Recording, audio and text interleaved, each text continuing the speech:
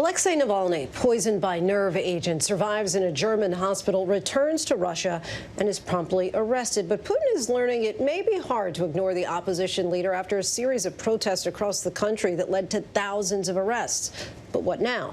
Patrick Reevell files this report.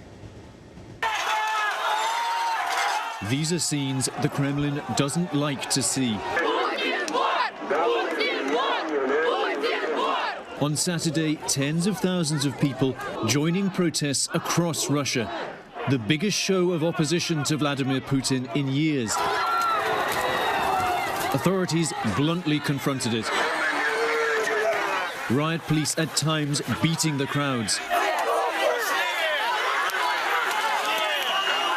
The number of people detained now over 3,700, according to a monitoring group. The protesters demanding freedom for Alexei Navalny. Vladimir Putin's fiercest critic, Navalny came back to Russia just over a week ago, returning for the first time since being nearly fatally poisoned by a nerve agent over the summer. Navalny was detained as soon as he landed in Moscow, then sent to prison by a makeshift court. I am calling upon you. Don't be silent. Resist. Take to the streets. Nobody can protect us but ourselves.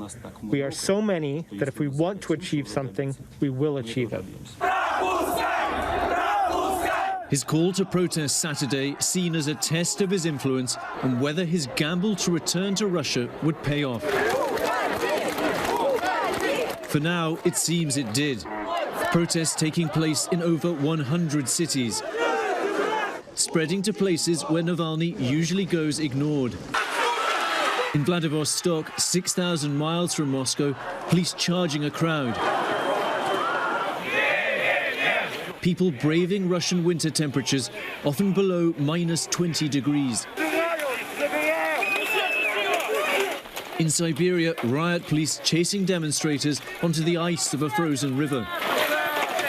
Outside Moscow, crowds were only in the thousands. But in a country where so much effort is put into suppressing opposition, their spread and energy was different. Together we're a force. It's a time of change. Don't be afraid. Get out. Together we can do it. Navalny has built his following through video investigations, exposing alleged corruption among Putin's allies. Last week, after he was jailed, he released a new one, a film that claims to expose a secret palace built by Putin on Russia's Black Sea.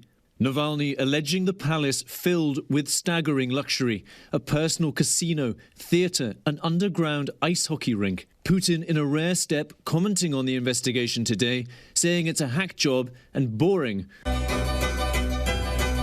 The film, though, now has been watched roughly 90 million times on YouTube. The Kremlin has long tried to dismiss Navalny as not a serious opponent, but his return, having survived the poisoning attempt, is making that much harder. Authorities instead having to fall back on more repression. Ksenia and Dmitry decided to go to the protest in Moscow despite warnings from authorities that anyone attending faced arrest. So, to be prepared, we took our passports, copy of passports, just to be prepared for anything. That's the plan, yes. And we have books. If we will spend the night in the police station, we have books we can read. So we are ready. They said Navalny now represents more than himself. You can trust Alexei Navalny or not, but the things that happen with him is absolutely awful. I really strongly believe in the power of small steps, and that's my small step that I'm trying to do today. Navalny's team have called for more protests next weekend. The Kremlin now has to decide whether to keep Navalny imprisoned long term. A court hearing next week could see him jailed for years. More protests are certain, unsettling signs for the Kremlin of a changing Russia. Patrick Reevell for ABC News Live.